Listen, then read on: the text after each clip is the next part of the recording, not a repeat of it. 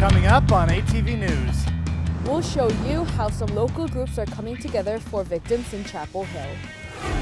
Don't be a starving student. We'll show you where to get quality food for free. In sports, the men's tennis team had their first outdoor match of the season in February. I'll show you who warmed up first, the players or the weather. All that and more, this is ATV News.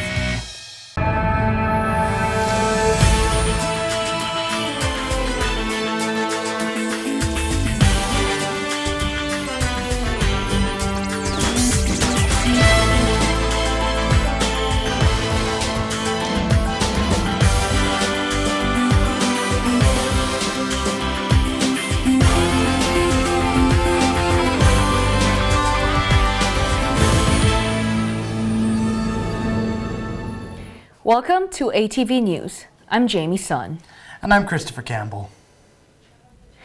Peace be with you was a phrase said by many on President's Day, because along with honoring presidents, there was a vigil for 3 slain students. The Logan Islamic Center held a candlelight vigil in honor of the 3 Muslim students who were killed in North Carolina last week. The night was cold, but that didn't stop the many people who came and showed for their support. There was a representative from each religious group in Logan, and thoughts and remarks were given from each faith honoring those who were murdered. We all care about each other, and we all feel for each other, and we all here to support each other.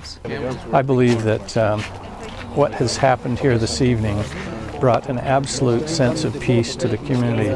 The people who put this together truly did as perfect a job as I've ever seen. You can share your thoughts and follow the campaign by going to twitter.com/hashtag/Muslim Lives Matter. USU has announced that it will discontinue the Common Hour program at the end of this spring semester. In a survey sent out by the university, respondents said that the time set aside for Common Hour would be better used for teaching classes and helping students work toward graduation. The university said students, quote, were simply not taking an advantage of the program as it was envisioned, end quote. Even though the Common Hour event is being discontinued, the school has said it will continue to bring speakers to campus. You can discover more about who and where you came from. All you need to do is visit the new exhibit in Brigham City. The Brigham City Museum currently has a Smithsonian exhibit called Journey Stories. This display explores the human migration into and throughout the United States since the colonial time period.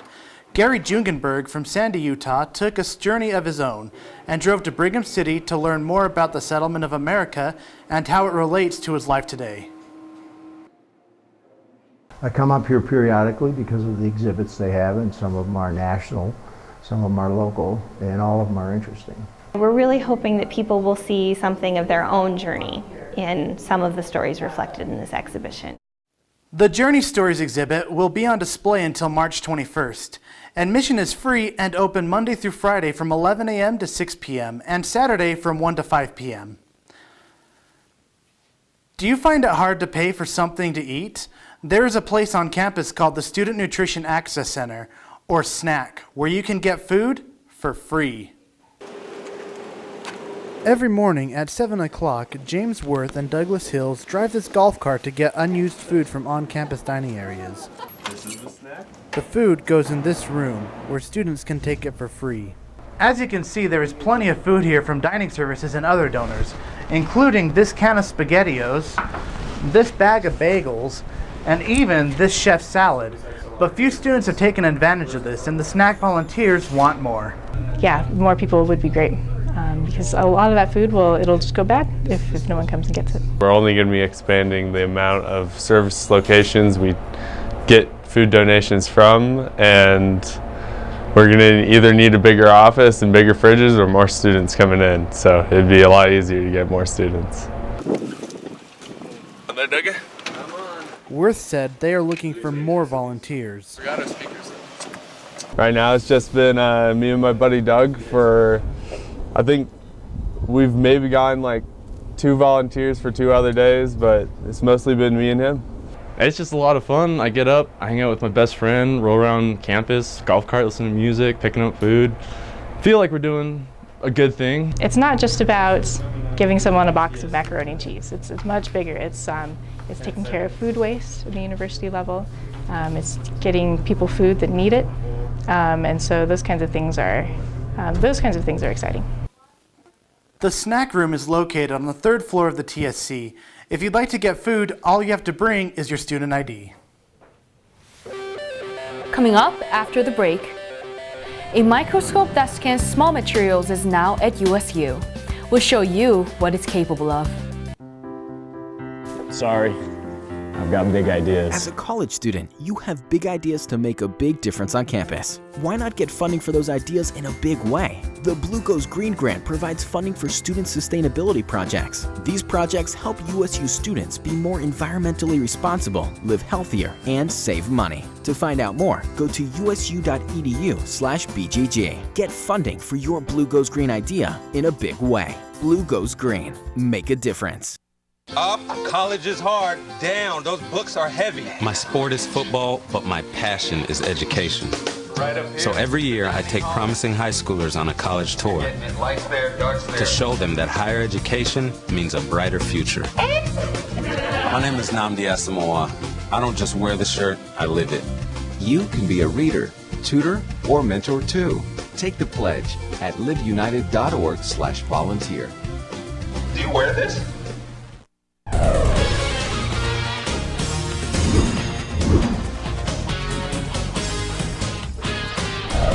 Utah State will now be able to use a brand new scanning electron microscope to see tiny materials that we can't see with our naked eyes. We went into the lab to see how this microscope works. Inside the new microscope lab introduced at Utah State, there's only one microscope. It's so sensitive that it gets special attention. Field Emission Scanning Electron Microscope, or FESCM, uses electronic beam to let you scan diverse nanomaterials, both wet and dry, through 8 different detectors. It helps researchers and students analyze faster, with more accurate results. Students used to have to travel more for less outcomes. We have to go for Salt Lake City, or sometimes otherwise we have to go for some Ogden. The process even became faster with the machine. You can use 4 samples simultaneously. You can directly put in the system, and there you need to only 1 sample you can keep, and you have to do vacuum, and it takes a lot of time. Depending on your research, you can choose your settings on a software to manipulate your sample. If you put wet salt solution through the microscope, water evaporates and salt crystallizes, and you can see through the monitors real time. With such a complicated and new equipment like this, you might struggle to figure out how to use this. But there's one other advantage at Utah State besides the microscope. Fan and Shen, technician for the microscope, is in the lab every day and all day just to help students and researchers use FESCM. This training basically teaches you how to operate the machine, so you will not damage the machine, because this is a very delicate machine. With Shen's help, all you need is a clean and very small sample. So I usually will tell them, if you can see your stuff on the sample stuff, that is more than enough. Shen says the goal is for students to understand more about their materials. ATV News, Jamie Sun. The lab will be open on all school days, but it will only be available through appointments. The historic Wells Fargo building in downtown Logan will soon have a new owner. Officials from Wells Fargo announced they will sell their space in the building, which the company has occupied since 2000. The company said in a statement that the sale will help maintain focus on the other 5 locations in the valley. The bank has branches in downtown Logan near the corner of Center and Main Street, within Macy's on the 400 North, one in the Cache Valley Mall, and other branches in South Logan, Smithfield, and Hiram. Employees will be relocated to one of the 5 branches once the downtown location closes. Customers who have accounts at the downtown location will have access to records and information at the other branches. The company said it does not know the status of other tenants in the building and doesn't know about any future tenants. Wells Fargo will close their downtown location for good on April 30th. Black Mountain College, a school that used to be in North Carolina, was not your regular art school, and USU has the art exhibit to prove it. Cayman Davison from the USU's documentaries class tells you what sets this college apart from the rest. Black Mountain was a liberal arts college in rural North Carolina. It was a non-hierarchical institution. It wasn't set up like a university as we know it now. It was run by the faculty and students, and that included farming, building buildings. There were classes, but there were no grades. Everything was student-driven. Black Mountain College was a space where people could go to whichever classes were interesting to them or not go, and there was this spirit of experimentation that was central to the way that the college worked, regardless of discipline or subject matter. Black Mountain College Shaping Craft and Design is an exhibition that we brought here in the fall, and it closes at the end of February. The exhibition was a traveling exhibition I had curated for a museum in North Carolina, and when I started here and realized we have a number of objects by artists who were students or faculty at Black Mountain College, I saw it as a perfect opportunity to bring that exhibition here, incorporate those objects from our collection, and present that exhibition to Utah State University. It was an alternative to, say, higher education that was a long-established tradition in places like Harvard or Yale, and schools that were more structured, traditionally structured. Everyone who was there wanted to be there. It was a different time, I think, in American education. Black Mountain College was in existence from 1933 to 1957. It started with not a lot of money, and it ended because it didn't have a lot of money or enough money to continue. I think Black Mountain College has had an extraordinary impact on American culture, and not just the visual arts, but the performing arts, music, poetry, and the sciences. It still has a legacy today because it was so influential. And in terms of teaching as it relates to art programs, most art programs are still utilizing, for instance, the foundations courses that Joseph Albers brought with him that were used at the Bauhaus in Germany are still operating under very similar models.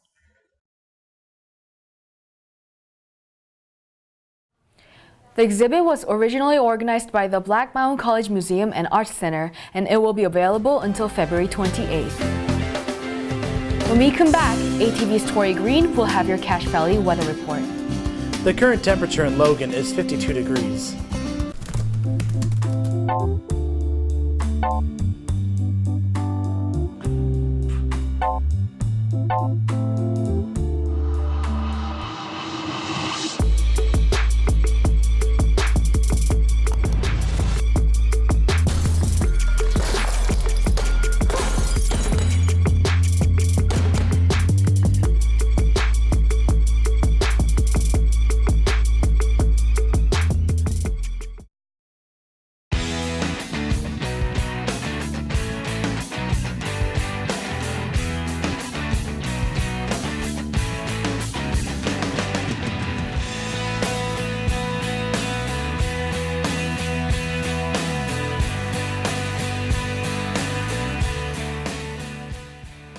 Hey Blue, did you win the iPad by filling out the library online survey?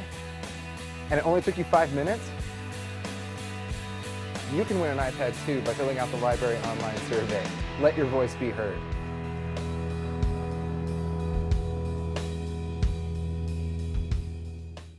Here at the GED Pep Talk Center, we have pep talkers standing by to get you motivated for your GED diploma.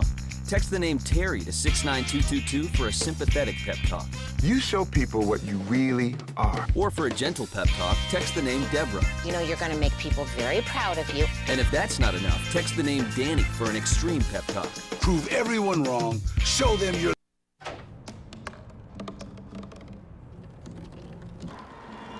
Everybody has a dream.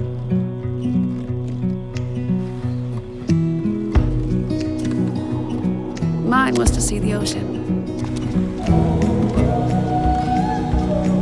And with a little help, I made it.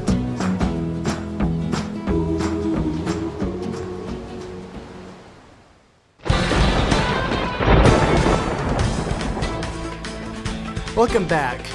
So Tori, the weather's been really nice lately. It has.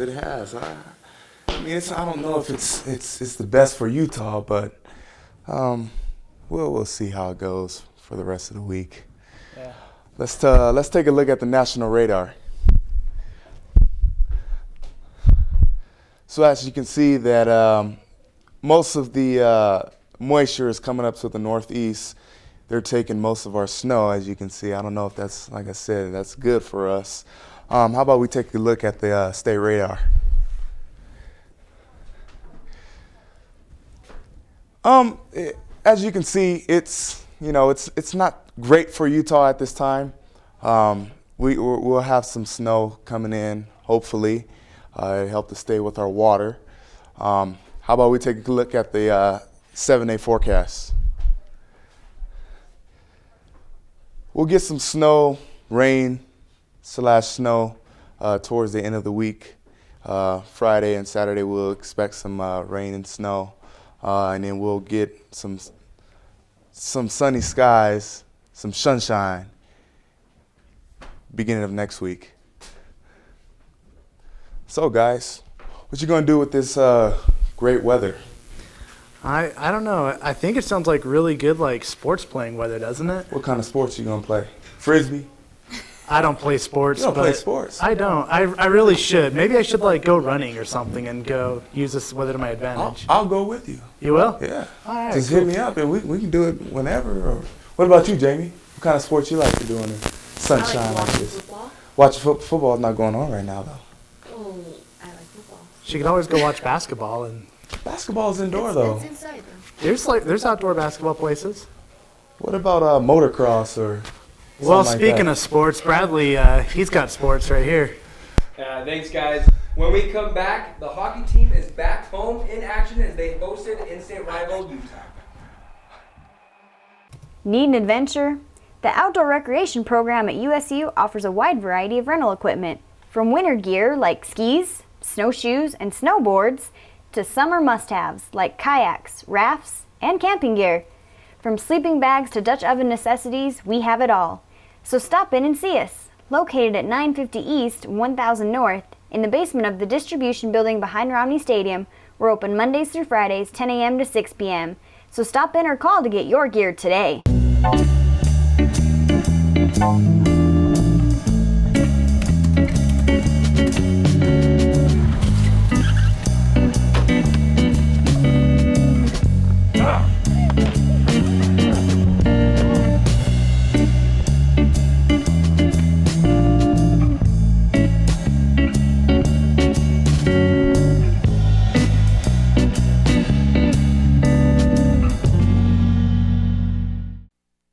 Here's your check.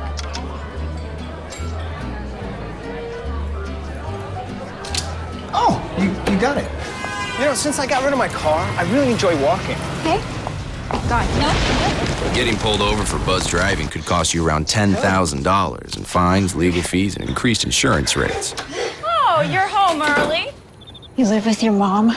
That'll set your game back a few years. Buzzed, busted, and broke. Because buzz driving is drunk driving.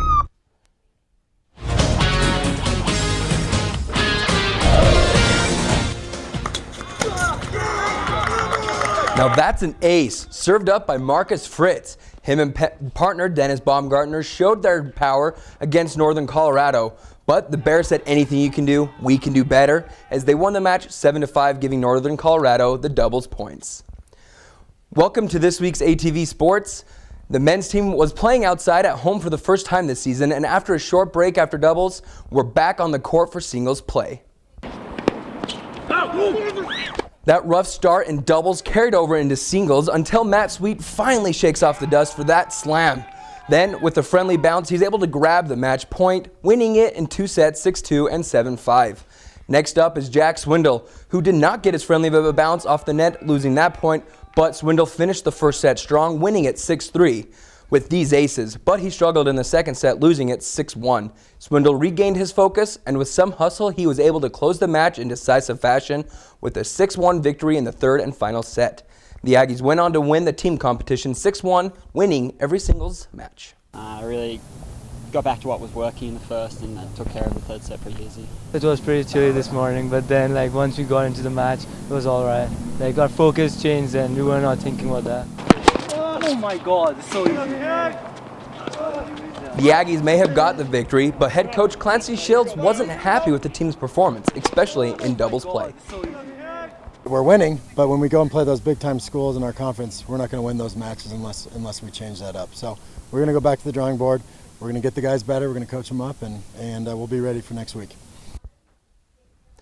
The men's tennis team has 10 wins for the first time since the 2010-2011 season, and now have their sights aimed on 20. The men's hockey team hosted the University of Utah at the Ellen Eccles Ice Center Friday night.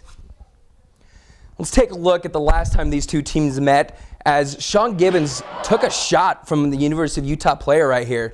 He was pretty dazed and confused, but he gets some payback in this game as he levels somebody from Utah, and kind of a little bit of a fight breaks out. Utah State got some of the scoring going right here. As you can see, they get this goal, and they scored later on in the game.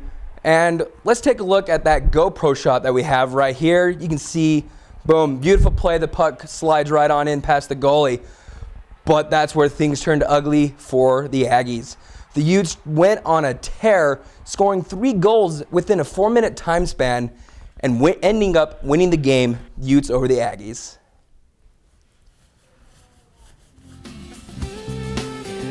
Thanks, Brad.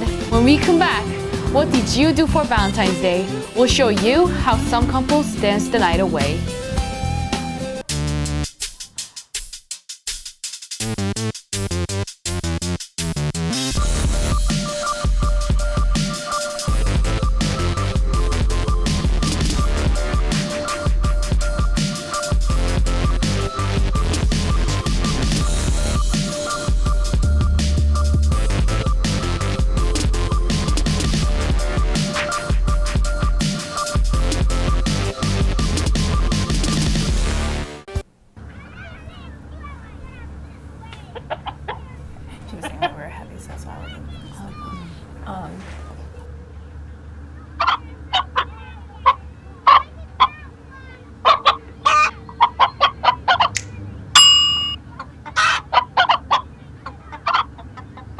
Separate raw meats from other foods by using different cutting boards. 3,000 Americans will die from food poisoning this year. Keep your family safer. Check your steps at foodsafety.gov.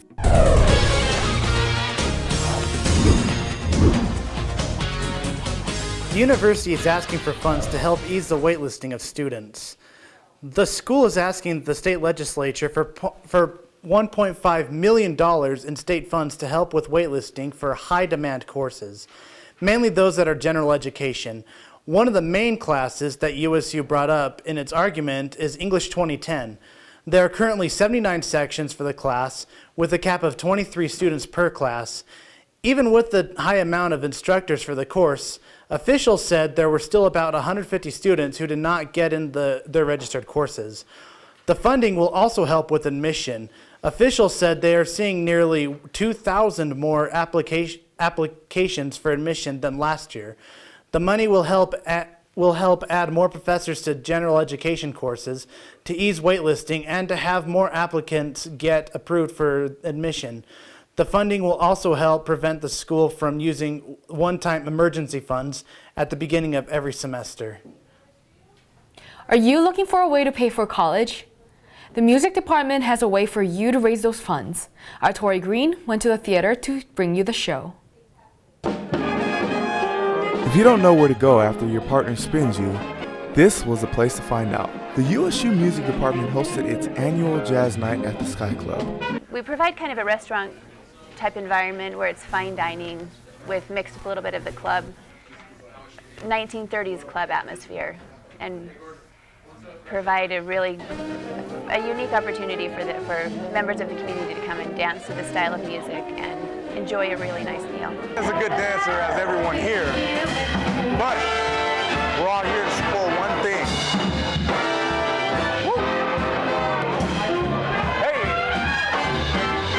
We have in the past done silent auctions to go along with it to raise money for the fundraiser, which just provides scholarships for the students. With low ceilings and dim lights, they put out a 1930s jazz club look, complete with soothing jazz music from a live band. For this focus, we do big band jazz from the good old big band era, and we focus on that. It's a lot of fun for dancers. The old tradition of the big band swing dancing is alive and well with the style of music we're playing tonight. Although there weren't as many people there than last year, they still managed to eventually fill the place. Last year we ended up having 132 extra people show up, and so we have no idea what to expect for tonight. So we've prepared for that many, but we'll see what actually happens. For a student musician that has done the event for the first time, it can be enjoyable. It's a cool opportunity. I mean, like, it's a nice stage, you know, playing with my friends too. That's always a good time. Tori Green, ATV News. If you missed out on Jazz Night, be sure to put it on your calendar for next year.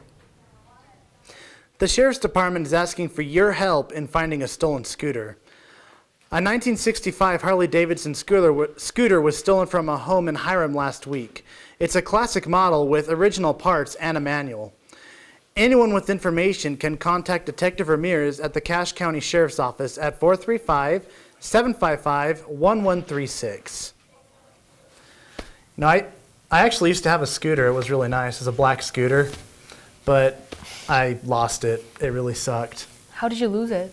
Well, it's a long story, but I left it in Minnesota, actually. You left it? In Minnesota. By accident? By accident. I left the state, and I accidentally didn't bring that, so yeah. And it was nice to get around school. It wasn't an electric scooter like this, so that sucks for that person that's lost it. So. Well, but now you have a car, so. Yeah. Thanks for tuning in to this edition of ATV News. Be sure to come back next week for more Cache Valley news. Have a great day.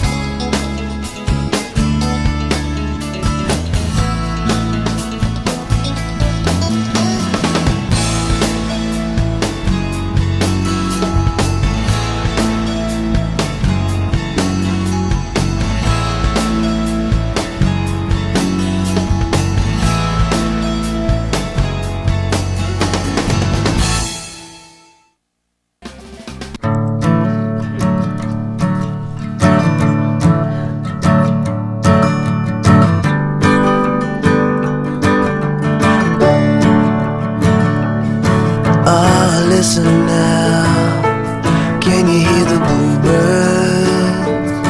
Oh, look up now, can you feel the sun?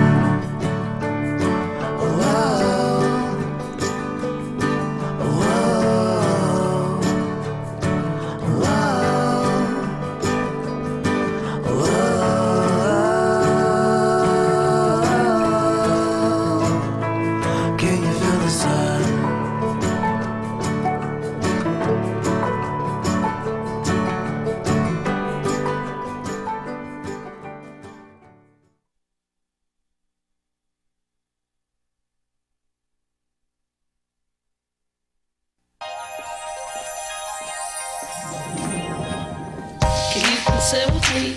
Imagine what you'd see if every child had a book to read. 'Cause every kid across the nation deserves a book to read, and we can make it happen right now. No, I don't know what you've been told, but kids with books learn so much more. So the mission is for us to get a book to each and every child. So let's join hands, book people unite. Unearth hidden passion. Come on, we'll have a good time. Planting seeds of inspiration to motivate some magic.